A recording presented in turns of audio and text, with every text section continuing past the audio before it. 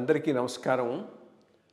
IYR talks మొదలుపెట్టి ఎఫెక్టివ్గా postings మొదలుపెట్టి ఒక సంవత్సర కాలం అయింది. ఈ సంవత్సర కాలంలో సబ్స్క్రైబర్స్ బేసు 3,000 నుంచి 33,000 దాకా పెరిగింది. ఐవైఆర్ టాక్స్ను ఆదరిస్తున్న మీ అందరికీ నా ధన్యవాదాలు. భవిష్యత్తులో కూడా ఇదే రకంగా ఐవైఆర్ టాక్స్ని మీరు ఆదరిస్తారని ఆశిస్తూ ఉన్నాను. Thank you.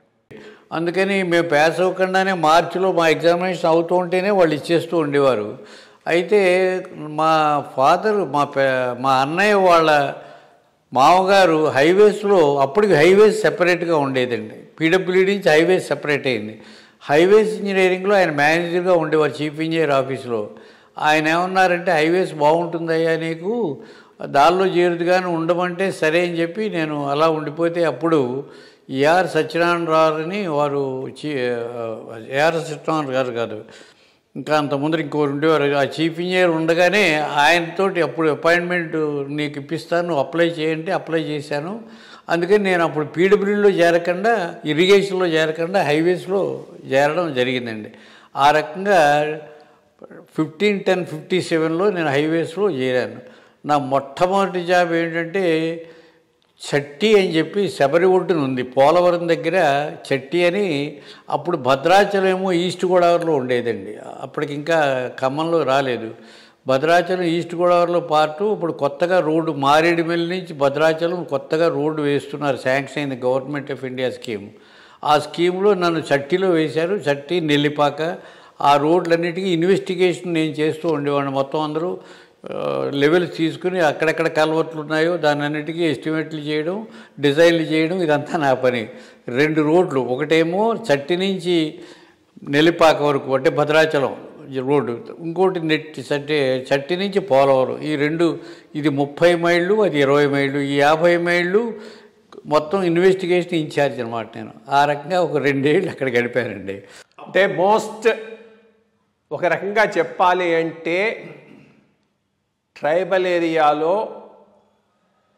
అడవి ప్రాంతంలో, రిమోటెస్ట్ ప్రాంతంలో మీ మొట్టమొదటి అపాయింట్మెంట్ శబరి నది తీరంలో.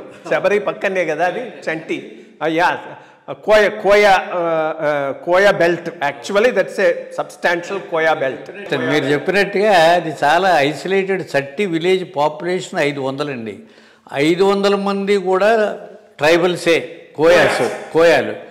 నేను ఒక నేషనల్ మలేరియా ఎరాడికేషన్ అని ప్రోగ్రాం ఉండేది, ఒక ఇన్స్పెక్టర్. మీ ఇద్దరమే నాన్ ట్రైబల్స్, మిగతా అందరూ ట్రైబల్సే.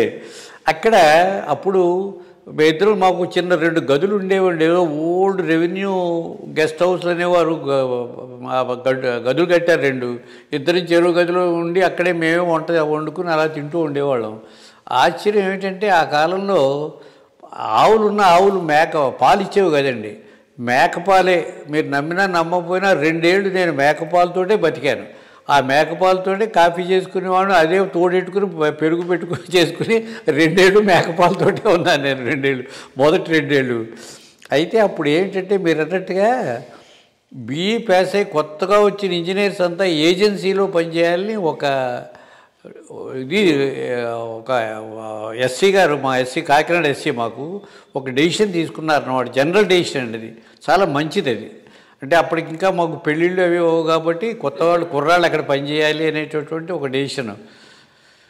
మేము ఆయన చెప్పినట్టుగానే ఒప్పుకుని, ఆయన చెప్పారు 2 ఏళ్ళు నువ్వు పనిచేయి, నీకు మళ్ళీ మార్చేస్తారన్నారు. నేను ఇంకా మాట్లాడలేదు, ఎందుకంటే ఆయన మా ఫాదర్ రిటైర్ అయిపోయారు అప్పటికి.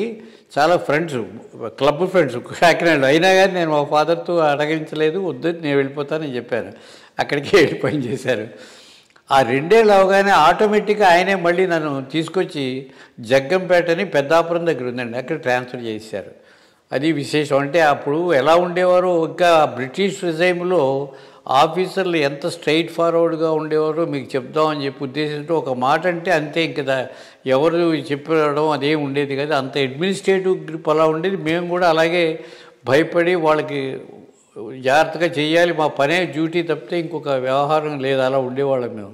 ఆ రకంగా జరిగిందండి. సంటిలో మీ దగ్గర ఏదైనా జీపు గీపు ఉండేదా, ఏమీ లేదా? లేదండి, అప్పటికి మాకు జీపు లేవు, సైకిల్ మీదే మా ప్రయాణం అంతా సైకిల్ మీద వెళ్ళడమే.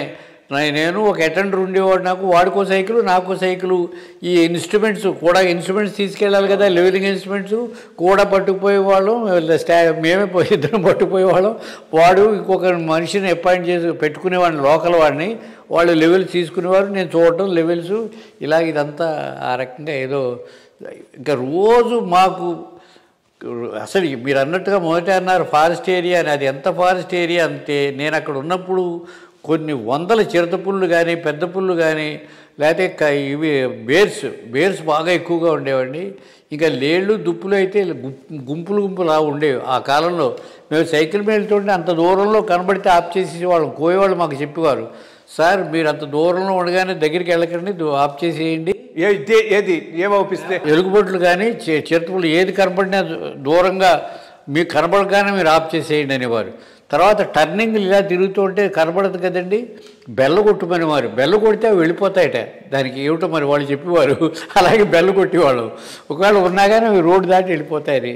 ఇలాగ ఎన్నో చూడటం జరిగింది. అప్పుడు ఆ కాలంలో నెమళ్ళు కూడా అండి, విపరీతమైన నెమళ్ళు. నిజంగా ఎలా ఉండేదంటే అది మాకు భయం అనేది ఉండేది కదంటే. ఒకటి ఏంటంటే ఎవరు లేరు, వెనక పోతాం లేని ధైర్యంతో పనిచేసి వాళ్ళు పని తప్పితే ఇంకోటి ఇది లేదు. అలాగా ఏదో అయిపోయింది.